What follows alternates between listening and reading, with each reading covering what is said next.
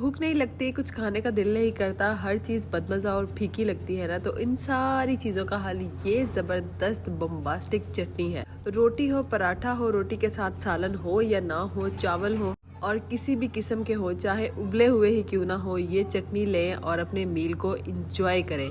तो जी करना क्या है, पूरी वीडियो देखनी है आपने ध्यान से, ताकि जो मैं 2-3 आपको इम्पोर्टेंट बातें बताऊंगी वो आपसे छूट ना जाए और आपकी चटनी भी बहुत ही मज़ेदार और लाजवाब बने, जैसे कि मैंने खाई है और जिस तरह के मैं इसके गुण गा रही हूँ आप भी इसके इसी तरह से गुण गाएंगी। तो आपने 2 मीडियम साइज़ की केरियाँ लेनी है, उनको इस तरह से कटिंग करनी है छीलकर, जैसे आपको स्क्रीन पर नज़र आ रही है।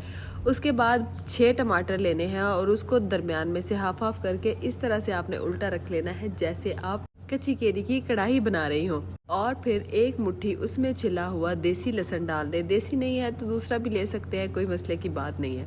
कुछ आपने इसमें पानी नहीं डालना, कोई ऑयल नहीं डालना, सिर्फ इस तरह से आपने इसकी सेटिंग करनी है जैसे मैंने आपको बताई है। और इसके ऊपर से आपने ½ टीस्पून के बराबर नमक को इस तरह से स्प्रिंकल कर देना है, ताकि ये सारी चीज़ें नमक के असर से जल्दी जल्दी से टेंडर हो जाए। आपको इसको मिक्स करने की ज़रूरत नहीं है क्योंकि सेटिंग सारी ख़राब हो जाएगी। ऐसे ही कवर लगाया, जैसे इसको हीट मिलेगी नमक खुद ब खुद पिघल के सारी चीज़ों में फैल जाएगा। फ्लेम आपने यहाँ पर हाई नहीं करनी, लो टू मीडियम फ्लेम के ऊपर आपने ये सारा काम करना है। जैसे ही इसको थोड़ा सा हीट मिलेगा, ये सारी चीज़ें खुद ही अपना पानी रिलीज कर देंगी। तब तक आपने इनको पकाना है जब तक ये सारी चीज़ें टेंडर ना हो जाए और इस तरह से टमाटर के छिलके ना उतरने लग जाए। एक इम्पॉर्टेंट बात मैं आपको बताना भूल गई कि टमाटर को जब आप हाफ में से स्प्लिट करेंगी तो ऊपर जो इसका रूट वाला हिस्सा होता है उसको थोड़ा सा आप डीप तक काटेंगे और फिर इसको आधा आधा करेंगे, ताकि हम जब यहाँ पर छिलका उतार रहे हों तो वो छिलका उस रूट के साथ अटक ना जाए और हम इजीली सारे छिलके को उतार सकें। आप देख सकते हैं कि सारी चीज़ें अच्छे तरीके से टेंडर हो गई हैं। यहाँ पर केरी को देखें, बिल्कुल अच्छे तरीके से पक गई है।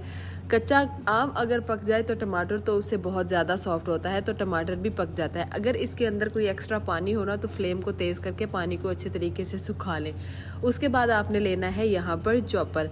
अच्छा, अब मैं आपको बता दूँ, अगर आपके पास ये वाला चॉपर नहीं है ना, मेरे पास इलेक्ट्रिक है, तो वो छोटे जो हैंड चॉपर्स होते हैं मैनुअली जिसको हम ऑपरेट करते हैं, आप वो वाला ले सकते हैं। ब्लेंडर अगर आपने इस्तेमाल करना है तो ध्यान से करना है, वो क्यों वो भी मैं आपको बताती हूँ। अगर आपके पास ये सारी चीज़ें नहीं है तो कोई मसला नहीं है, आप कूंडी डंडा या सिलवट्टा भी इस्तेमाल कर सकते हैं, उससे भी एक आपका काम हो जाएगा। 4 अदद इसमें बड़ी बड़ी हरी मिर्चें डाल दी हैं और इस तरह से इसमें हैंडफुल 1 गट्टी पूरी मैंने डाली है हरे धनिए की, समेत उसकी हरी डंडियों के। हरी डंडियाँ आपने फेंकनी नहीं है, उसका बहुत अच्छा फ्लेवर आता है। और जो पुदीना मैंने ऐड किया है वो धनिए से थोड़ा ज़्यादा है, यानी कि 2 पार्ट्स अगर मैंने धनिए के लिए पुदीने के मैंने 3 हिस्से लिए हैं, तो इसमें पुदीना थोड़ा सा ज़्यादा जाएगा। तकरीबन 1 टीस्पून फुल इसमें लाल मिर्च का जाएगा और 1 टेबलस्पून भर के डालेंगे चीनी का, ताकि हम टमाटर और केरी की खटास को बैलेंस कर सकें। चाहें तो स्किप कर दें।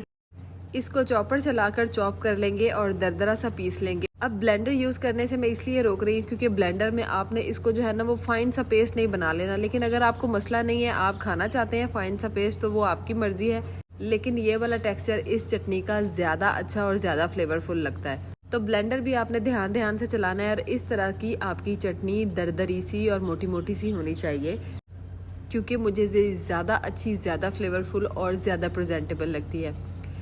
आखिर में आपने बारीक चॉप किए हुए प्याज इसमें ऐड कर देने हैं। अगर आप ये चटनी कुछ हफ्ता 10 दिन रख कर इंजॉय करना चाहते हैं तो फिर आप इसमें प्याज मत डालिएगा, क्योंकि प्याज इसमें अपना पानी रिलीज़ करता है, तो ये चटनी समहाउ जो है वो इतनी फ्रेश नहीं रहती, ख़राब हो जाती है। आप यकीन करें, मैं इस वीडियो को वॉइस ओवर कर रही हूँ और जब मैं इस स्टेज पर आई हूँ ना कि मैं इस चटनी की सर्विंग कर रही हूँ तो बाकायदा मेरे मुंह में पानी आ रहा है इसके फ्लेवर्स को याद करके। इतनी मज़े की, इतनी लाजवाब चटनी है और ये एक पूरा बाउल भरा हुआ था और हमने सिर्फ रात के खाने और सुबह के नाश्ते में इसको चट कर दिया। अगर आप सच में फ्लेवर्स की पहचान रखते हैं तो जो इंग्रेडिएंट्स इसमें मैंने ऐड किए हैं ना, आपको उसी से अंदाज़ा हो जाएगा कि ये कितनी लाजवाब और ज़बरदस्त चटनी है। तो करना आपने क्या है, फटाफट से मेरी वीडियो को लाइक कर दें, शेयर करें और सब्सक्राइब करें, क्योंकि सब्सक्राइब करेंगे तो आपको इतनी अच्छी रेसिपीज़ फ्यूचर में मिलेंगी ना। फ्यूचर को छोड़ें, जो पास्ट में मैंने चटनियाँ और रेसिपीज़ शेयर किए ना, एक दफ़ा आप उनको ही देख लेंगे ना तो आप उनको ट्राई करते करते ही अपना सारा फ्यूचर स्पेंड कर लेंगे। तो ये वाली चटनी, पहला मील जो इसके साथ हमने लिया था वो थे दाल चावल, और दाल को हमने फिर कितना ही पीछे छोड़ दिया था और हम दाल की जगह चटनी और चटनी की जगह दाल इस्तेमाल कर रहे थे। आप समझदार हैं, मेरी बात को आप समझ ही गए होंगे। जाते जाते सब्सक्राइब करना ना भूलें। इजाज़त दीजिए, अल्लाह हाफिज़।